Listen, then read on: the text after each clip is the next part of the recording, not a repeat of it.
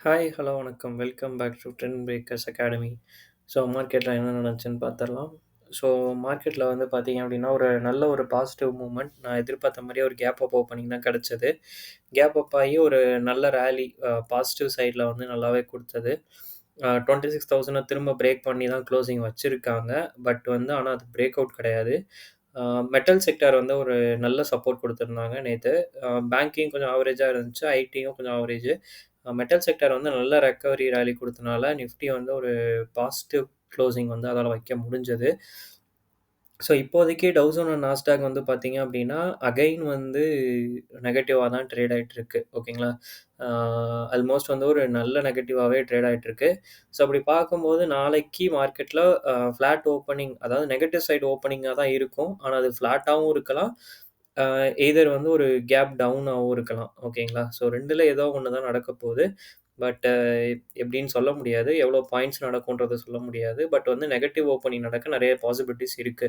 So அப்படி பார்க்கும்போது 26,046ல இப்போ மார்க்கெட் க்ளோஸ் ஆயிருக்கு. ஒரு 40 பாயிண்ட் மட்டும் கேப் டவுன் ஆகி திரும்ப 26,000ல ஓப்பன் ஆச்சு அப்படின்னா, மொமெண்டம் வந்து திரும்ப பாசிட்டிவ் போறதுக்கு பாசிபிலிட்டீஸ் இருக்கு. இன்கேஸ் அகைன் 26,000 பிரேக் பண்ணி கீழ ஓப்பன் ஆச்சு அப்படின்னா, மொமெண்டம் வந்து திரும்ப கீழ போறதுக்கும் பாசிபிலிட்டீஸ் இருக்கு. ஸோ எய்தர் 2 பக்கமுமே மூவ் ஆறதுக்கான பாசிபிலிட்டீஸ் இருக்கு. ஓரளவுக்கு ஹெவி வெயிட்ஸ்ல வந்து ரிலையன்ஸ் வந்து நல்லாவே சப்போர்ட் பண்ணியிருந்தாங்க. HDFC வந்து பெருசா மூவ்மெண்ட் குடுக்கல. இன்ஃபோசிஸ் டிசிஎஸ் கொஞ்சம் நல்லா இருந்தது. இன்ஃபோசிஸ் பெருசா சப்போர்ட் எதுவும் குடுக்கல. பட் டிசிஎஸ் வந்து நல்லா இருந்தது. ஸோ ஓவராலா பார்க்கும்போது எல்&டியுமே பயங்கர சப்போர்ட் தான் அன்னைக்கு. ஸோ ஐடி வந்து பெருசா ஃபால் ஆகாம இருக்கிறதுக்கு அவங்க ஒரு ரீசனா இருந்தாங்க. பட் இப்போதைக்கு மொமெண்டம் வந்து ஒரு பாசிட்டிவ் போற மாரி தான் இருக்கு. இருந்தாலும் ஆ இந்த யுஎஸ் மார்க்கெட் கொஞ்சம் அண்டர் பெர்ஃபார்மன்ஸ்ல இருக்கனால நம்மளால வந்து பெருசா சைன் பண்ண முடியல. அதுதான் வந்து ஒரு பெரிய ரீசன் இப்போதைக்கு. ஆ என்ன பொறுத்தவரைக்கும் நாளைக்கு ஃப்ளாட்டா ஓப்பன் ஆனாலும் 26,000 ஒரு நல்ல சப்போர்ட் இருக்கு. ஸோ அத பிரேக் பண்ணுச்சுன்னா 25,900 ஒரு சப்போர்ட் இருக்கு. அதையும் பிரேக் பண்ணுச்சுன்னா 25,800ல அடுத்த சப்போர்ட் இருக்கு. ஸோ சப்போர்ட் லெவல்ஸ் வந்து பார்த்தீங்கன்னா, அடுத்தடுத்து நியர் பைலயே இருக்கு. அதே மாரி ரெசிஸ்டன்ஸும் பார்த்தீங்கன்னா, எவ்ரி 100 பாயிண்ட்ஸ்ல திரும்ப வந்துருது.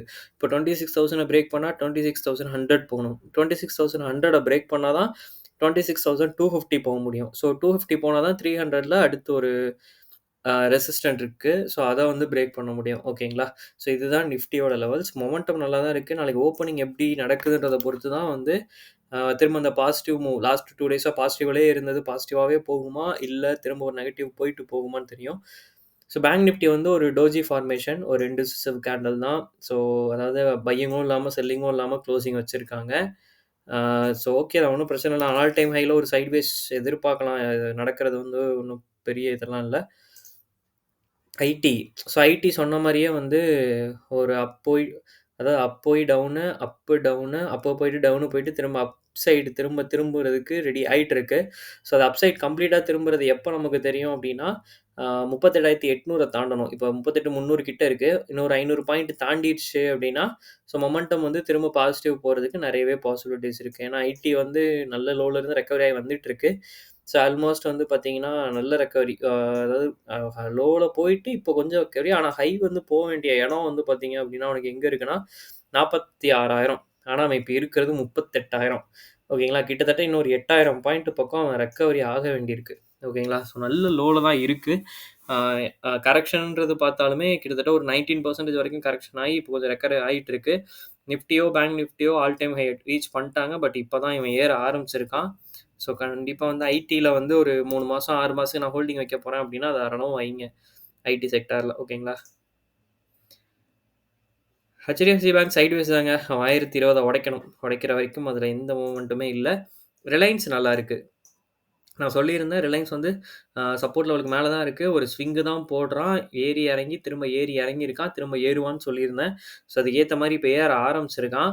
ஸோ ஒன்ஸ் வந்து 1576 தாண்டுனானா 1600 வரைக்கும் அவன் ராலி குடுக்க சான்சஸ் இருக்கு. ஓகேங்களா? இதுதான் ரிலையன்ஸோட லெவல். ஓகேங்களா? ஓகே நாளைக்கு வந்து மார்க்கெட்ல என்ன பண்றான்னு பார்ப்போம்.